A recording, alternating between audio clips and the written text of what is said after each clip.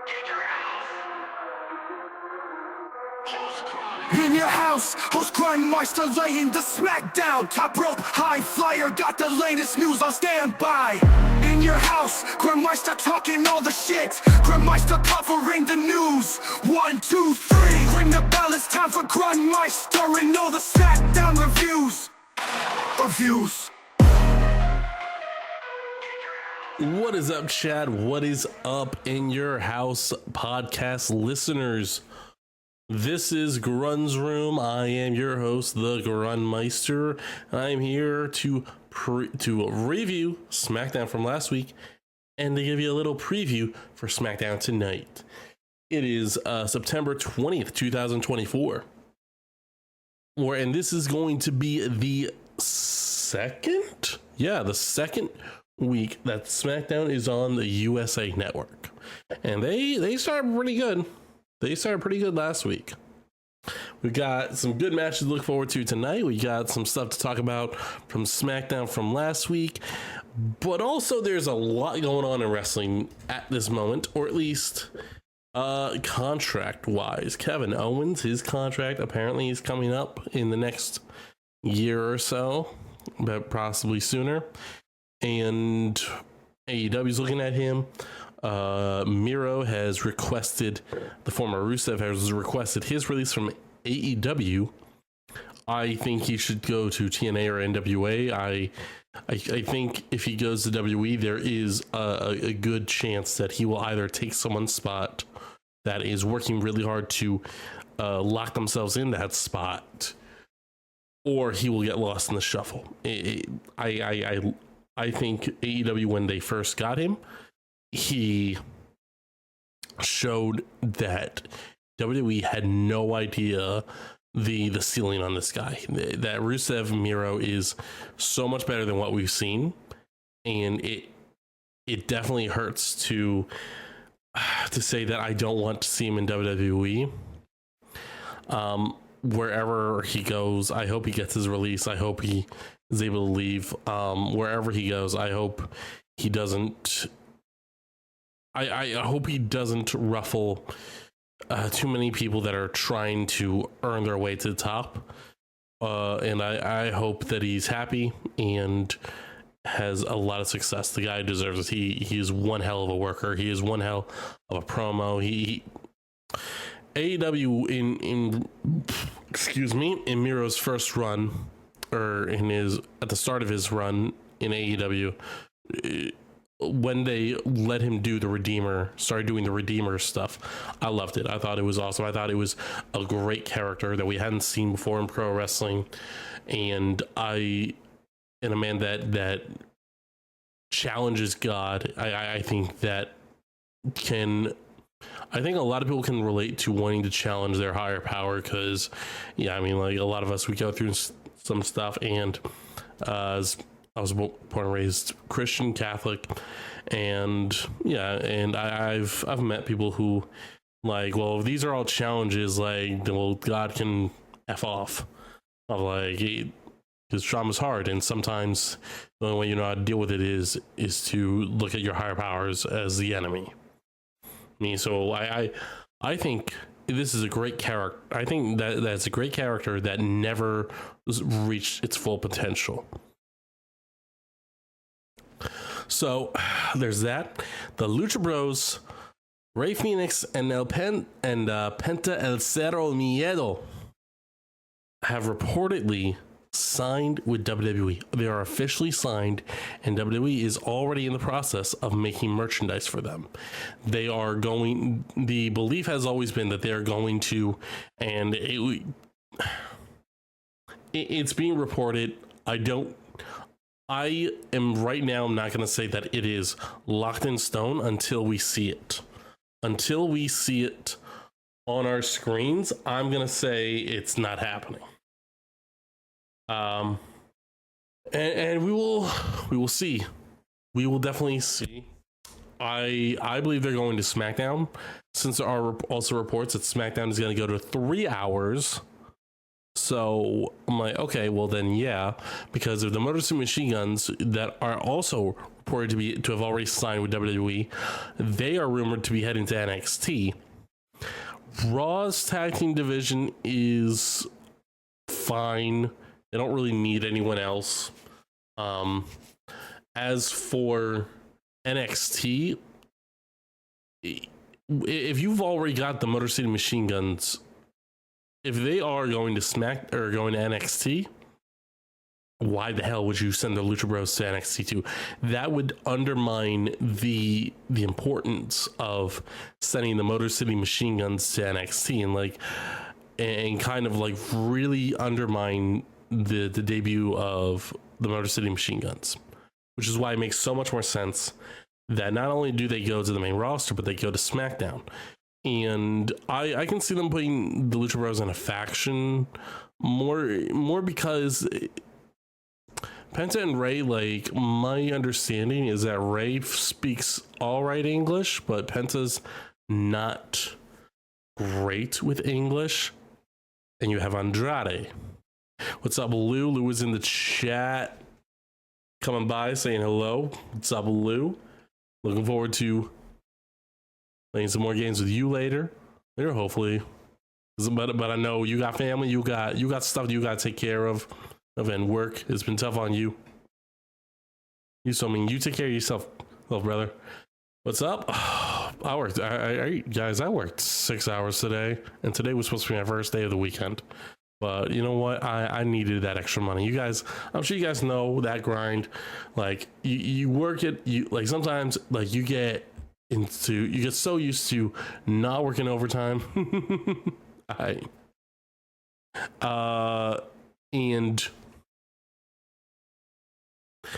And like I've been trying to get to do a lot more overtime in the last couple weeks, maybe last couple months, and it's like it's just you're working yourself up to do it, and finally I agreed to do it.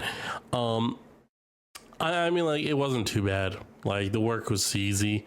It just at the end of it just felt like a long 6 hours. But you know what? My paycheck should look good. My paycheck should look better. So I'm definitely looking forward to that. But also with the Lucha Bros, I think that there might be some people thinking like, oh no, they need to go.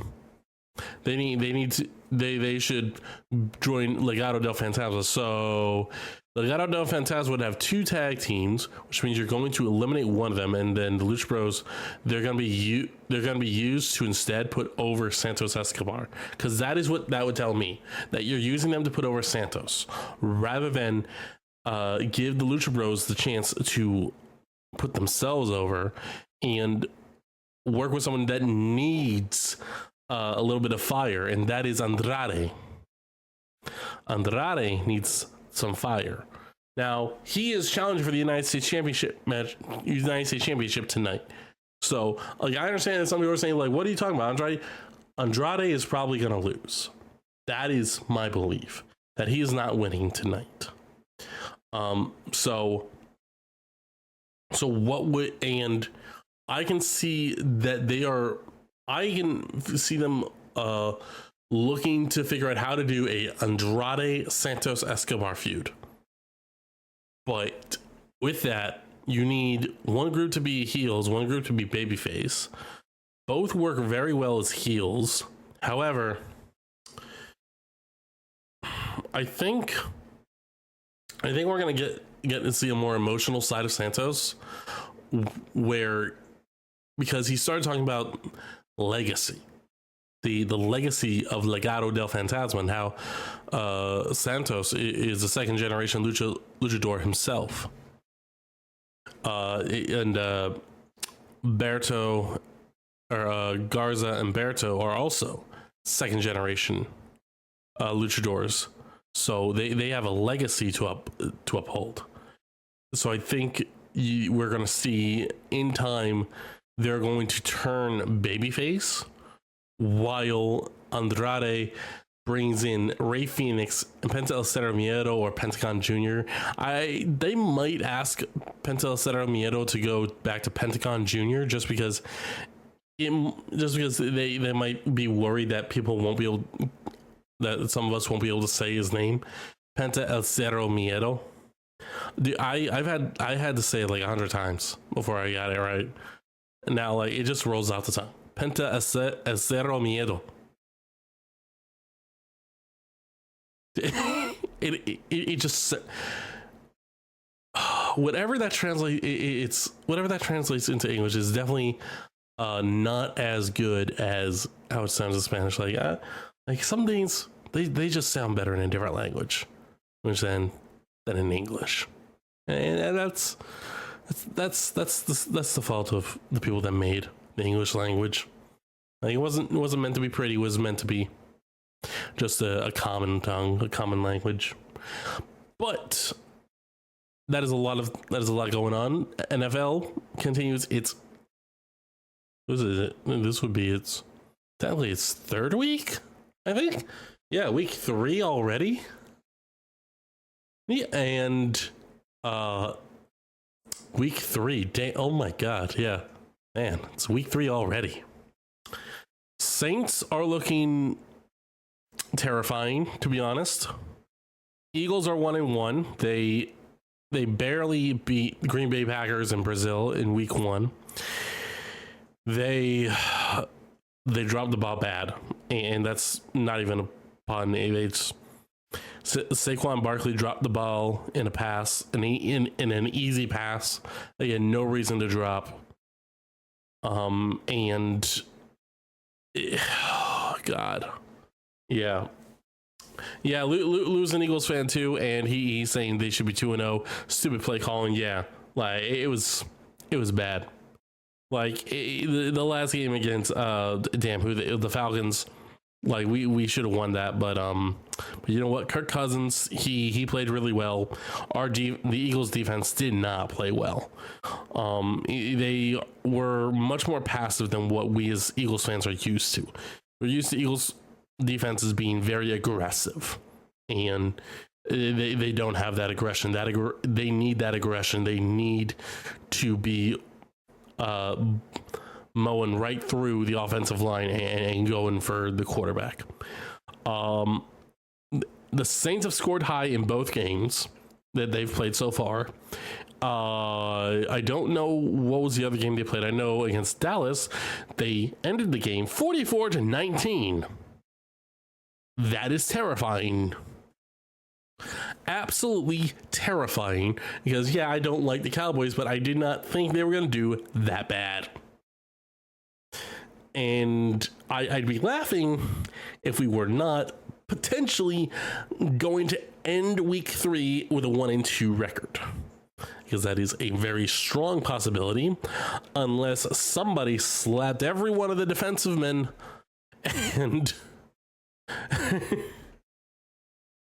okay, so Lou, who pays attention more to football than I do, says he's an Eagles fan too, and he hates Dallas, but Dallas's defense apparently is good, and it wasn't good enough to stop the Saints and Derek Carr. So that is worrying. I think a lot of people were looking at Kansas City as another potential Super Bowl champion. Or I guess it would be the 3rd year in a row.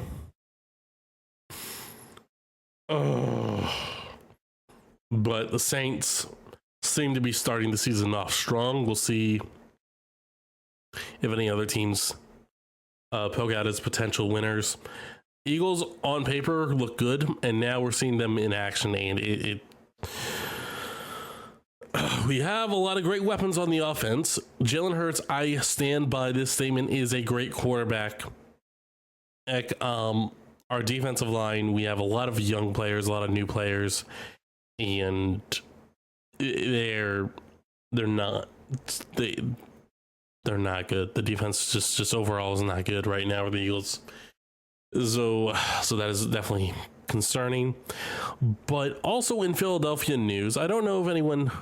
Jalen was running like old Jalen, so I did enjoy it. Yeah, that was nice. Like week 2, Jalen Hurts looked better than week 1, which is very good. But for those who don't know, Philadelphia apparently is going to give the Sixers $1.6 billion to move their stadium. Can you all take You all want to take a guess where?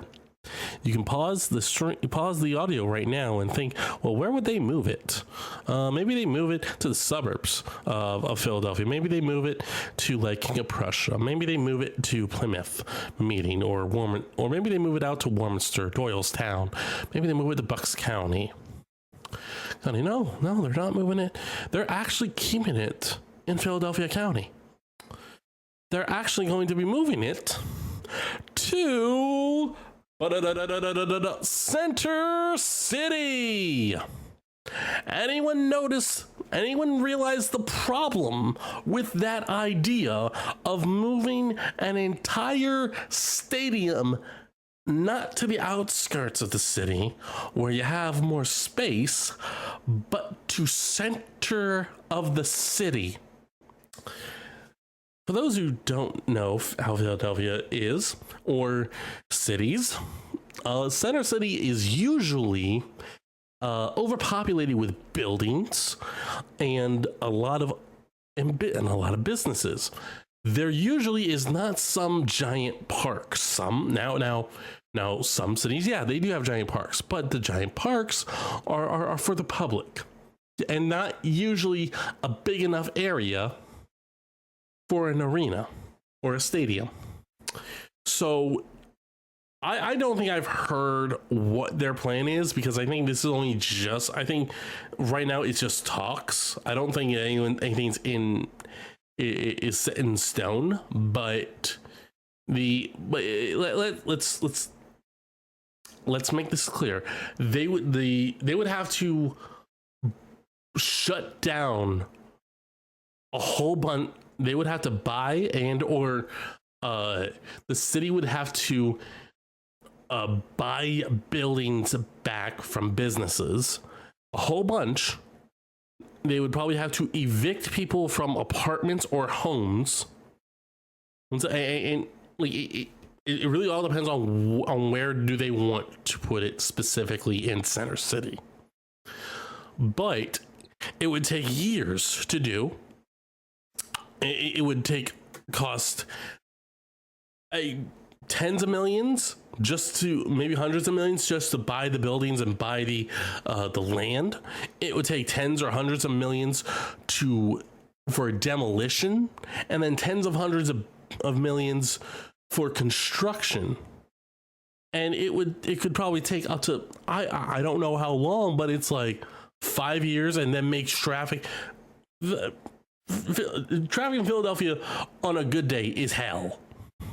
Okay, this would make the traffic 100 times worse. You would probably end up forcing people out of Philadelphia, to move out of the city or get jobs. It's like, I'm not fucking living here anymore with this bullshit. The fucking mayor doesn't do anything to help us. The city council doesn't do fucking anything. All they fucking do is make our lives hell. It's like, look, if you want to make cities attractions, go the fuck ahead, but don't fucking make people, hey, you have to come in and work and deal with hour-long traffic, even though you probably get home faster by walking. I live on the outside of Philadelphia. I live in the suburbs. I fucking love. I will always love suburbs. Suburbs are fucking boss. They are amazing. I'm also not gonna talk smack on anyone that chooses the farm life, because you know what? Sometimes the farm life sounds pretty fucking good. Sometimes the farm life sounds amazing. Just so far away from fucking idiots and people who don't know, who don't have common sense, living off the land, having a bunch of cows, chickens, sheep, pigs, and shit. Like, sounds peaceful. Sounds like a great life sometimes. But I also like electronics and internet and stuff. Okay. Okay, so but you farm people, like, keep promoting your lifestyles, okay? You might convince the rest of us to join you, all right? Because sometimes yeah, sometimes the farm life sounds like it's so much fucking better than any other life. So keep it up. We appreciate you farmers out doing your thing.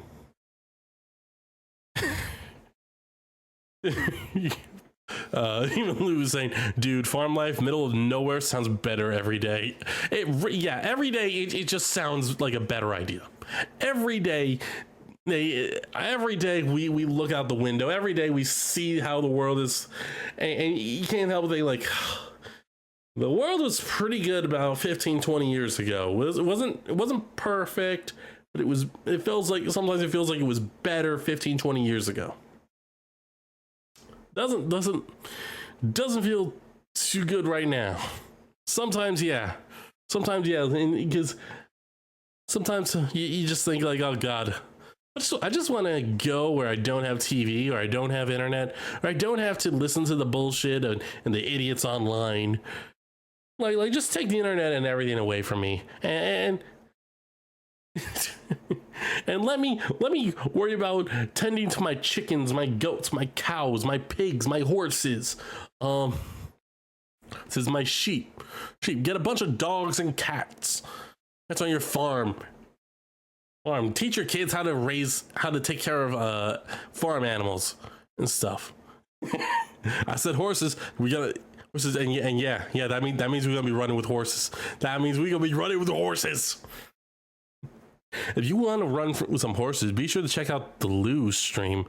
Lou, when he streams, so that is the Lou, THELEW _. What's the underscore for? Tune in and find out. But yeah, Lou is a friend of the channel. He is a friend of In Your House. We love the guy. He is always putting out awesome content. He is just so much fun to hang out with. All right, that is 27 minutes of just Grun going off on Grun stuff. Ugh. Which means we have to get into SmackDown. But to be fair, like, SmackDown was pretty good. SmackDown last week was pretty good. It opened with Triple H welcoming everyone to Friday Night SmackDown on the USA Network with a new logo and a new theme song by Megan Thee Stallion called Never Play. I need to listen to it a few times. I don't particularly like Megan Thee Stallion as an artist. That is my own personal opinion. I know that there is about a couple million people that are going to disagree with me and might say that she's the greatest rapper, hip-hop artist of all time.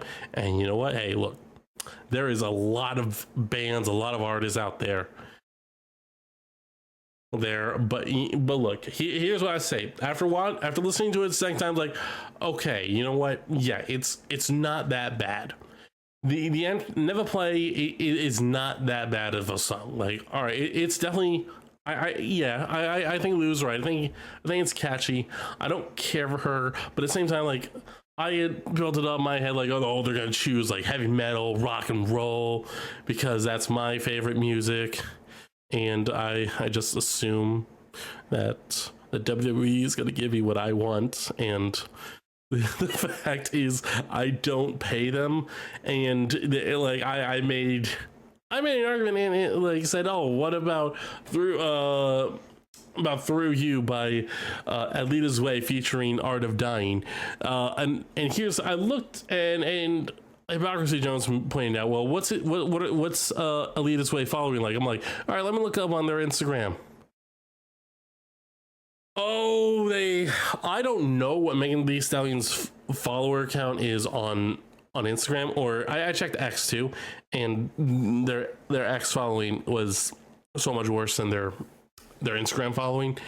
Megan Thee Stallion, I didn't look hers up, but I'm like, I think I put money down that she has them beat 12 ways, has them beat in follower count 1,000 ways to Sunday. So I just like, yeah, I'm not gonna say anything, but I get what Jones was pointing out, that that I may like them and they may talent wise be a great band, but if they have a following that is not that big and is not that impressive, I can't blame them for picking someone more mainstream, because like they're doing a lot of big things, so it's like they need big name artists. None of them are probably going to be artists I like. and that is something that I have to live with. And I will accept that. Maybe I'll get lucky and someone will, and one WWE superstar will pick a band or an artist that I like, that, or at least that I know, and like, okay, I'm pretty good. Okay, I'm cool with that. I'm cool with that. Oh my God, yo. Falling in, if WWE used Falling in Reverse, I could see them using Falling in Reverse because of Ronnie Radke's because of the attention Ronnie Radke gets. But at the same time, Ronnie Radke, he does not, he ruffles feathers a lot, and I think they would. I don't think they'd be bothered by the fact that he is dating Saraya, the former Paige, who is now contracted to AEW as a professional wrestler. What is up, Eclectic Clover? Welcome to the stream. So glad to see you. Hope you're doing well, man. No, I don't think they would care too much about Paige being in AEW. I think they would care more about the stuff that he says online. I think they would be concerned that people might start attacking WWE because they want to work with Ronnie Radke and Falling in Reverse. This went to Doc Stream. And like Falling in Reverse, like they just this most recent album, like a lot of it was rock rap and stuff, but it was a solid album. And the thing is, you had the alternative song he did with Jelly Roll, who's another big enough, who he's a little bit older, like 30, I think he's 39 or early 40s at this point, but like he won new upcoming artist or something at something recently, or in, I don't know, at some point, and he was 39 when he won new upcoming artist award or something. So it's like but basically like there's a lot of artists that we can look at and think, oh, WWE could work with them. Back to SmackDown from last week.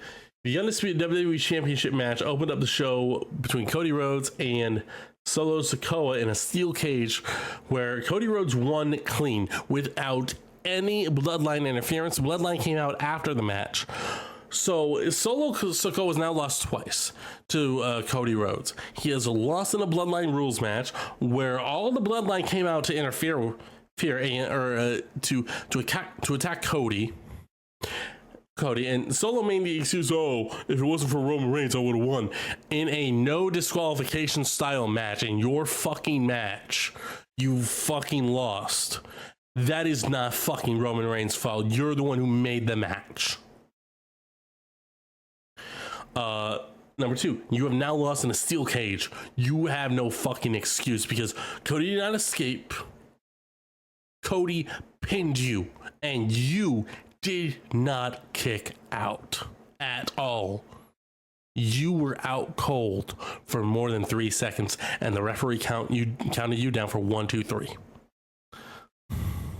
Roman Reigns did come out to save Cody Rhodes, you could say. It wasn't really Roman coming out to save Cody. It was more Roman coming out to get revenge on Solo Sikoa. What the fuck? Why did they? Okay, well, that is really bad on WWE's part. So I got WWE's the WWE.com up, and for the following match, where it's supposed to be Michin versus Piper Niven, they have another clip of the match between Solo Sikoa and Cody Rhodes, and they just had the same clip, same 20. Was it the same 23? Yeah, it was the same 23. Oh God, someone's in trouble at WWE.com. Someone is in trouble. That is not good. Michin and Piper Niven had a short match. Michin had picked up a loss last week or the previous week due to Piper Niven interference and was beaten by Chelsea Green. However, this week, Michin was able to pick up the win despite Chelsea Green causing some distractions. However, Michin was laid out by Chelsea Green and Piper Niven. There was a moment, and I watched this because I first thought oh, maybe Michin's head hit the. She was looking for a kendo stick underneath the ring, and we on TV we could see where they were, but she couldn't find them. And she looked under there 3 times and only found it on the 3rd time. And as a fan, I'm like, what was that? Because either something was going on with her health wise, she was out of it, or something was, or her head snapped back, or something like that. Was too weird. I don't know, maybe it was simple she just was not really seeing what happened.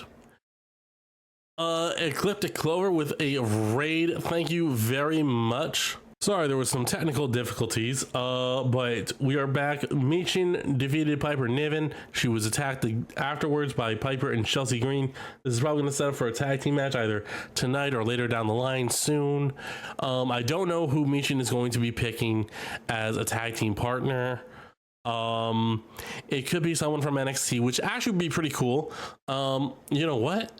Ooh, Lola Vice. Lola Vice has low-key been doing really well. Like, she got a big win over Shayna Baszler some months ago at the NXT Battleground PLE that was at the Las Vegas UFC Fight Center that they were using back during COVID in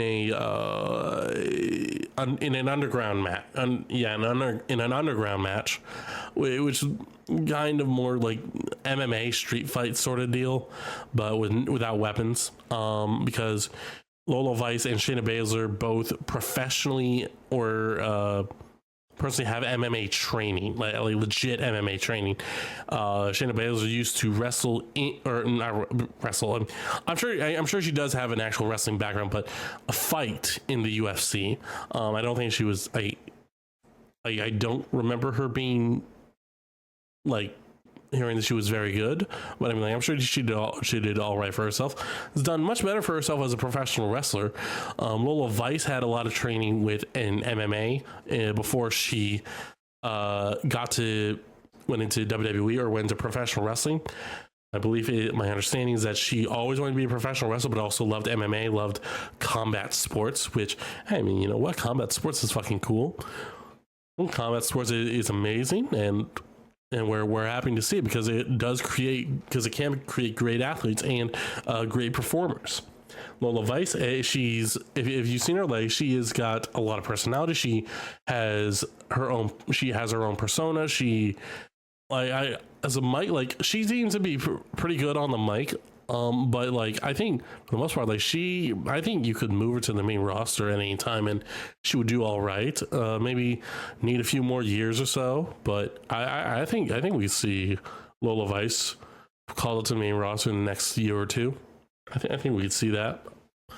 That NXT's got a lot of awesome talent right now, not just the veterans who are finally getting their chance to shine in WWE. Speaking of people getting their chance to shine, Ricky came out as Kevin Owens' tag team partner against A-Town Down Under when Kevin Owens' first pick, unfortunately, wasn't able to make it.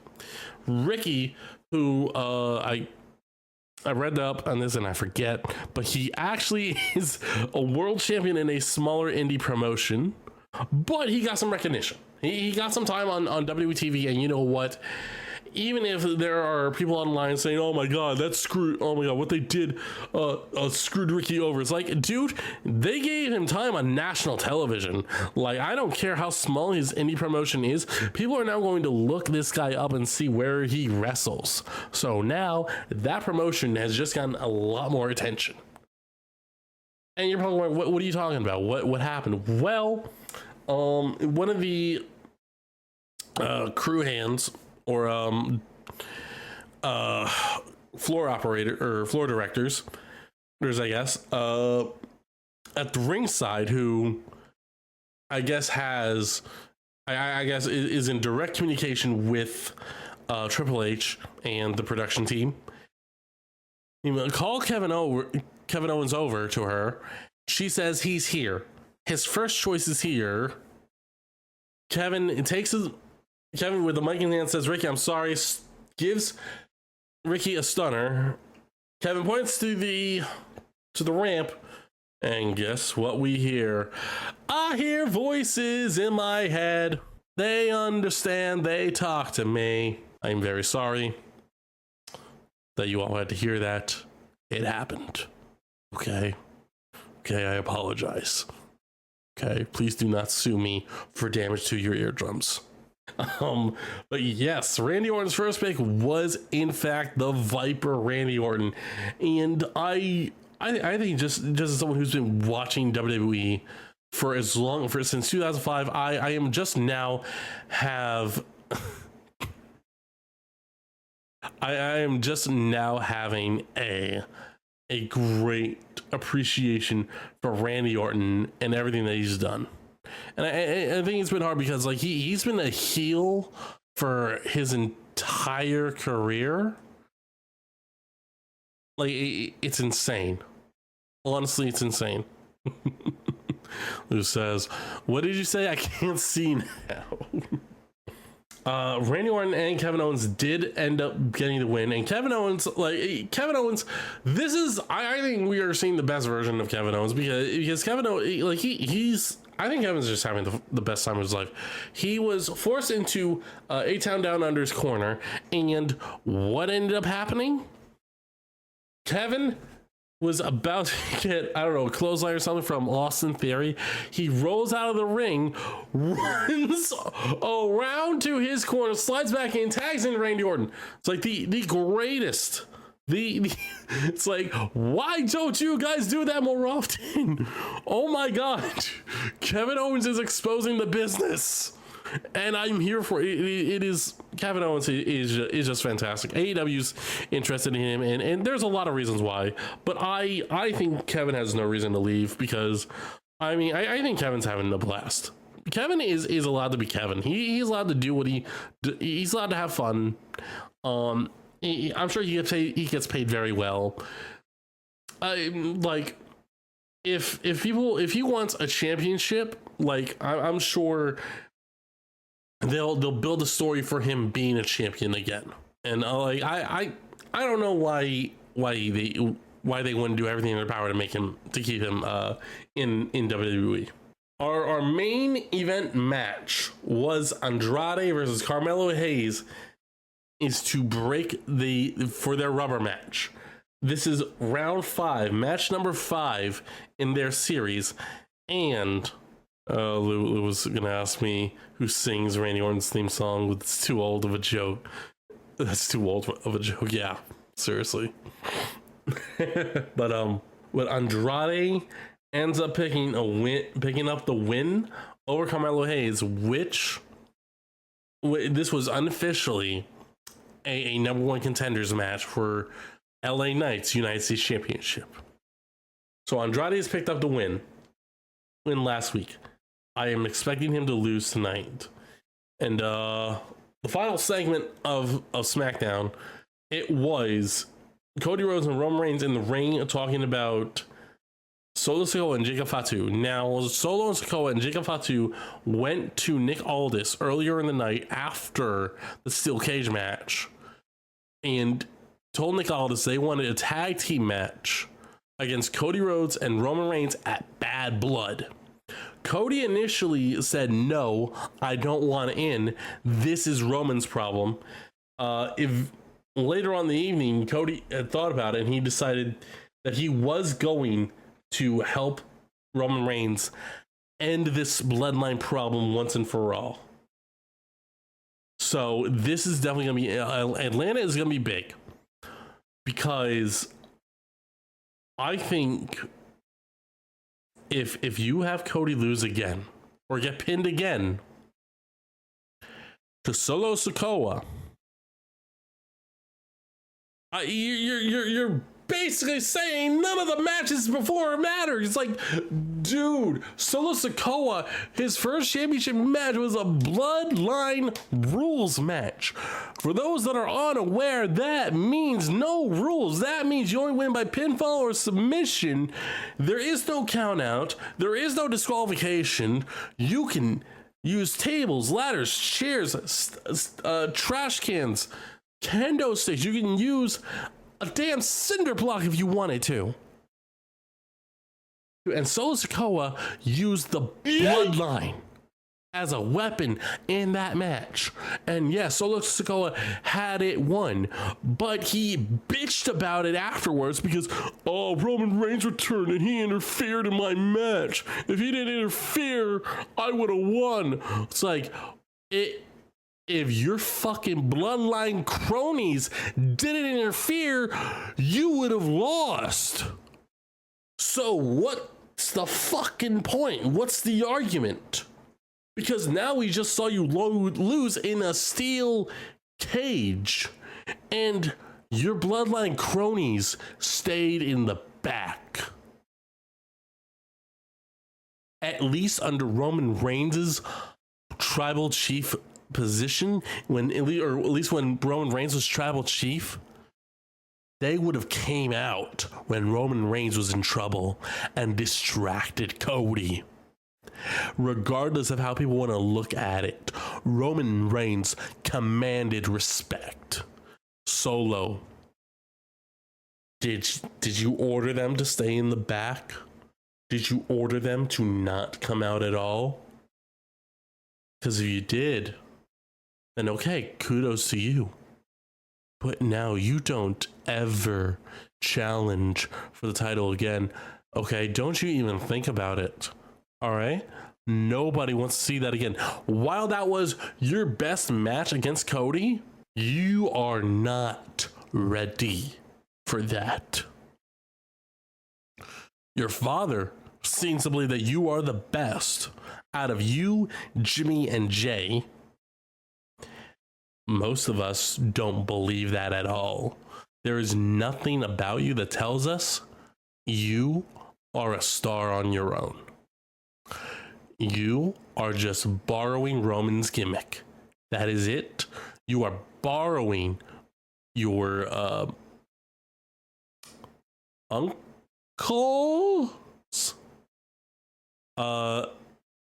your deceased uncle's moveset, I think. Uncle, second cousin, third cousin, second aunt. That was a joke. Yeah, look at the damn NOY Fatu Maivia family tree. Oh my God, there are so many people and so many wrestlers. So many. All of them. So goddamn many. And some related by marriage, some by adoption, some being related by blood, some just being a family friend and then being initiated into the family. Like it seriously, that bloodline, that family tree is insane. I don't know how he's related to Umaga, but it's like, dude, you're just borrowing Umaga's moves. That's it. That is all you're doing. Roman Reigns didn't borrow anything. Because like he does a spear, he uses a guillotine, he does a drive-by drop kick on the outside of the ring. Like, he has made his own style, he has made his own moveset, he has made his own character, his own persona. Nothing that you have presented is your own. Okay? Jacob Fatu will eat you alive the second you show a sign of weakness. And Jacob Fatu, if there is someone in your bloodline that can take him down, that can take down Cody, it's Jacob. It's Jacob Fatu. He will take you down and end you once and for all. Now let's talk about tonight's SmackDown. Roman Reigns is being advertised for tonight at Georgia Tech, which is where SmackDown is airing from. There's going to be an intense exchange between Cody and Roman, talking about their tag team match and talking about the history they have between them. The SmackDown Women's Championship has some very interesting ramifications tonight because there's going to be a tag team match. Nia Jax is teaming up with her BFF Tiffany Stratton, Miss Money in the Bank, or Princess in the Bank, to take on Bayley and Naomi. However, there are two stipulations to this match. First stipulation, let's say Team Bayley and Naomi win. Whoever gets the pin gets the title shot against Nia Jax. However, if Tiffany or Nia gets the pinfall, whoever they win or pin leaves SmackDown forever. So, this is going to be interesting as to what they're going to do, because they could go the route of Bayley gets her rematch. They could go the route of Naomi gets her shot at Nia. By the way, if that is the case, does this have bloodline ramifications? Because Nia Jax, while previously married to a member of the Maivia Anoa'i Fatu family, in Samoan culture, she is still considered part of that family. But that is if I have that correct, she is in the family by marriage. And the same with Naomi. She is in the family by marriage, as she is married to Jimmy Uso, I believe. Yes, I believe that is correct. I've been saying it all night. We have an LA Knight versus Andrade US title match. I believe Andrade loses, and I believe that we are going to have a segment or two over the next couple weeks, maybe a couple segments where he is just not really sure what he's supposed to do, because he's been struggling to find his footing, and this leads up to the debut of the Lucha Bros siding with him, and then we have this new version of Andrade that's more of a cartel boss, that is more interested in making that is going to do whatever he can to make deals and to get ahead. And we have him be more heelish, which I think works really well. Lucha Bros, it's gonna be hard because they are luchadors. They wear masks, and Penta, the little things he does this thing where he plays around with taking his glove off in the middle of the ring, toss it over, and it looks silly, it looks stupid, but if you've seen it on the independent scene, crowds react to it. Penta, I know there are people concerned about how Penta and Ray are going to be portrayed, but I think they're going to do just fine, because while they may not speak very good English, the thing is, all you have to do is put them with someone that speaks Spanish and can speak English well enough. Andrade used to have that issue where he didn't speak English really well, but we have seen that his English has definitely improved, which was part of why he was put with Zelina Vega. Because while Zelina Vega understands English very well, she was born and raised in New York City, so she could able to translate and help him cut his promos, so that the American audience could understand him. But this, that would be an awesome trio right there. There's no reason why they wouldn't do that. Oh, God. Apollo Crews apparently is going to battle Giovanni Vinci again. After 2 weeks ago, he beat Giovanni in seconds. Look, Giovanni is either going to get this win quickly or he's going to lose. Because, like, dude, you gotta really... Because, like, you cannot lose to Apollo Crews the way you did, or to a guy who's being used as a jobber right now, which is an insult to Apollo Crews. Let's make that clear. That's an insult to Apollo. Giovanni, I don't know what to make of him. Apparently this is the same character, the same gimmick. He's some rich Italian guy that wears nice clothes, drives nice cars and stuff, eats at a nice restaurant, like some rich douchebag, I guess. And hasn't really done anything. Apparently fans in NXT, fans of NXT didn't even really react to him. Like, he exists. He's there. Yay. Giovanni Vinci might get released. I think his best days in WWE are behind him, unless, because, like, and you fucking haters out there saying, no, WWE is so controlling. It's like, are you kidding? WWE is trying to fucking make wrestlers more creative. They're trying to help their wrestlers. They always are, always have been. Just sometimes the ideas came from Vince McMahon, okay? Sometimes the ideas came from him, and sometimes they were a little batshit crazy or stupid. But this is Triple H. This is a new era of WWE, and Triple H, I can count on one hand things that I do not like from Triple H. However, do you know what? I don't fucking care, because that's 2 or 3 things out of 1,000. Out of 1,000 things that he's done that I at least like or found enjoyable.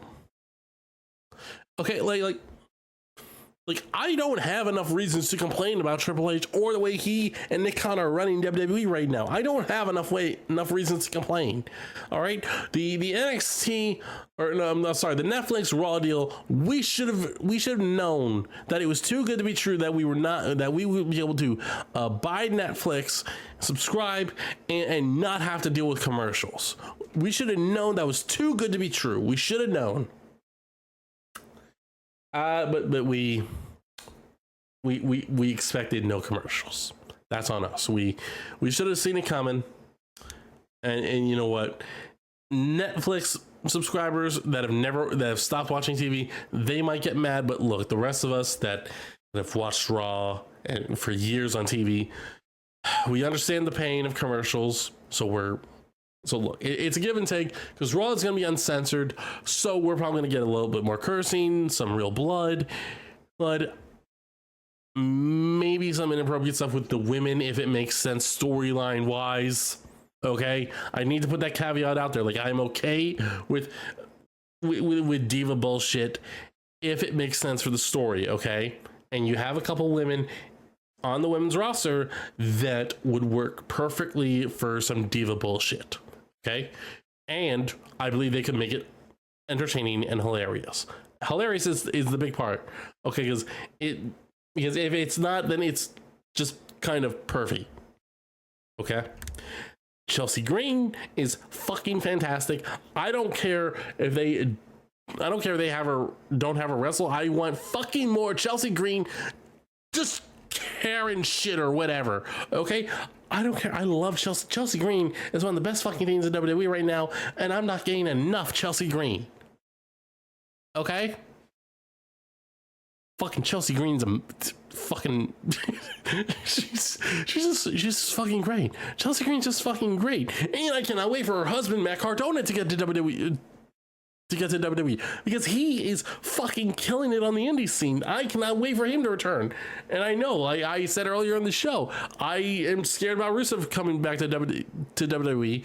And I understand that's a bit hypocritical, guys. I do. So hey, put the pitchforks down. Relax. Everyone take a chill pill. Sit back and enjoy. Okay? Look. Matt Cardona or Zack Ryder never really got a good run in WWE. He accidentally, he just happened to mention it to Fit Finlay that he had, or I think it was Fit Finlay or Road Dogg, that he's never heard his music play at WrestleMania. Fit Finlay pushed for that.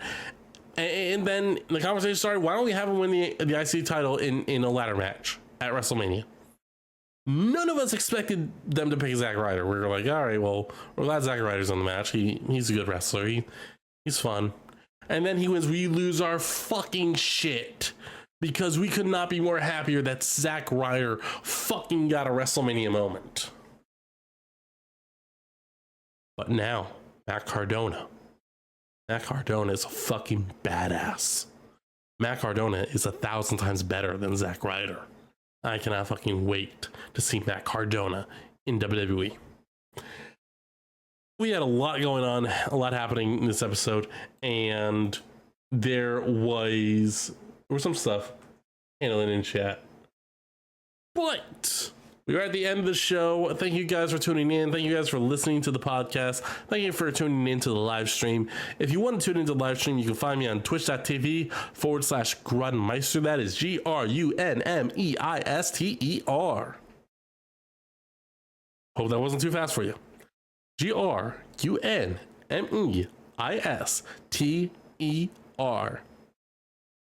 Tune in every week. Tune in for our Sunday house party. Tune in for our Monday Night Raw review. Tune in for Dear Pro Wrestling, hosted by the world's most dangerous podcaster, Paragon. Tune in to the Smoke Sessions, hosted by Hypocrisy Jones. Tune in to the Raw Deal with House and O'Neal. Okay? Tune into all our stuff because we are fucking killing it right now. We are on the road to becoming the #1 wrestling podcast in the whole world, but we need your help to do that. Okay, because we can't do it without you. We put our hearts, our souls, our blood, our sweat, our tears, everything we got into this. But we need you fans to recognize that the best is rising. That In Your House is on the rise, and we want you to get on our bus, or if you're not with us, get the hell off and get out of the way. Thank you, everyone. I want you all to enjoy your weekends. And I want you to tell someone you love them. In your house, host Grunmeister laying the Smackdown. Top rope, high flyer, got the latest news on standby. In your house, Grunmeister talking all the shit. Grunmeister covering the news. 1, 2, 3. Ring the bell, it's time for Grunmeister and all the Smackdown reviews.